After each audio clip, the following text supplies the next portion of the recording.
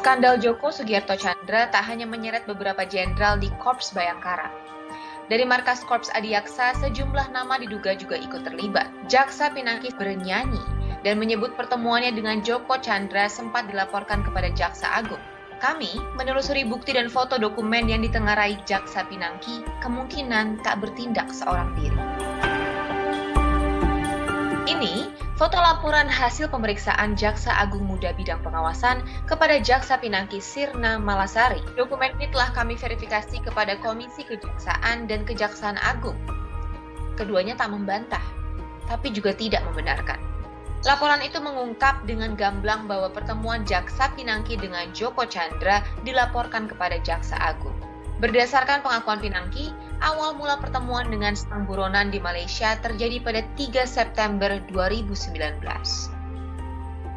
Pada sekitar bulan September 2019, dalam perjalanan ke Amerika Serikat dan transit di Kuala Lumpur selama 1 hari, terjadi pertemuan yang nama tempatnya terlapor Pinangki tidak tahu. Dihadiri terlapor Pinangki, Saudara Rahmat, dan Jo Chan untuk membicarakan masalah power plant dengan membawa proposal atau dokumen penawaran. Proposal power plant yang dimaksud Pinangki ialah proyek pembangkit listrik di Kalimantan. Proposal itu ditengarai jadi pelicin untuk membebaskan Joko Tjandra dalam perkara Bank Bali. Sementara Rahmat adalah seorang pengusaha dan pembina Koperasi Nusantara.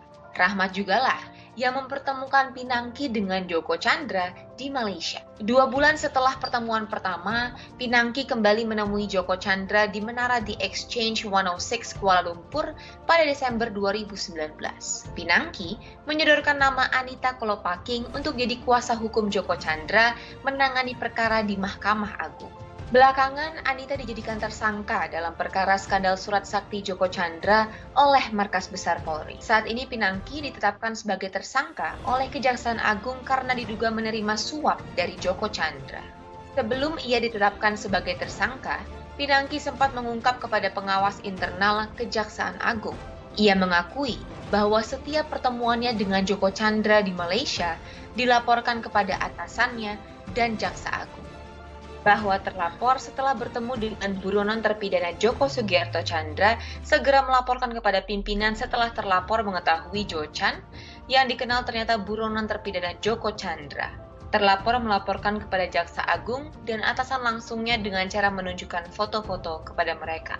Pinangki bahkan mengaku kalau izin bepergian ke luar negeri juga ia peroleh dari pimpinan di Kejaksaan Agung. Tapi pengakuan Pinangki dibantah Jaksa Agung Sanitiar Burhanuddin.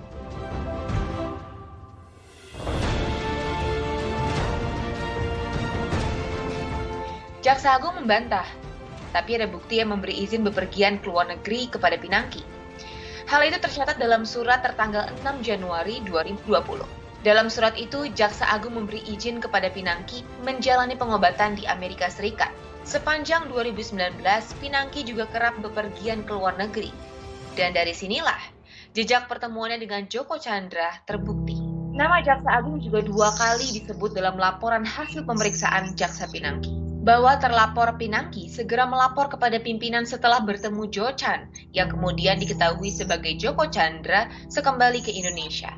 Terlapor melaporkan kepada Jaksa Agung dan atasan langsungnya saat itu dengan cara menunjukkan foto-foto kepada mereka. Kepala Pusat Penerangan Hukum Kejaksaan Agung mengatakan, pengusutan kasus Joko Tjandra saat ini masih dalam penyelidikan. Ia pun menolak menjelaskan detail perkara ini termasuk laporan hasil pemeriksaan yang kami miliki. Sebagaimana kita ketahui bahwa sudah ada penyidikan terhadap Jaksa PSM, tentu penyidikan akan lebih kuat. Apakah diperoleh dari keterangan para saksi ataupun tersangka untuk mengait ke masalah itu. Sedangkan, Komisi Kejaksaan berencana memanggil nama-nama petinggi Kejaksaan Agung yang disebut Pinangki dalam laporan hasil pemeriksaan Jaksa Muda Pengawasan. Kalau berkaitan dengan LHP itu, kami kira untuk langkah pertama cukup. Cuma ada yang perlu didalami. Itulah kita agendakan. Itu jadwalnya minggu depan rencananya. Ya, itu sudah kita siapkan. Komisi Kejaksaan menilai banyak kejanggalan dalam keterlibatan Pinangki pada kasus Joko Tjandra. Posisi jabatan oknum Jaksa P ini sebelum dicopot adalah eselon 4 Kepala Subbagian Evaluasi di Biro Perencanaan.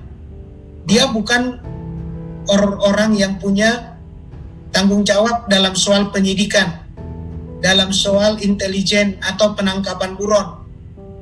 Jadi sangat sulit diterima oleh publik apabila oknum Jaksa P itu bisa bertemu dengan terpidana buron yang hebat itu, yang konon untuk bertemu saja susah. Lalu benarkah Jaksa Pinangki bertindak seorang diri?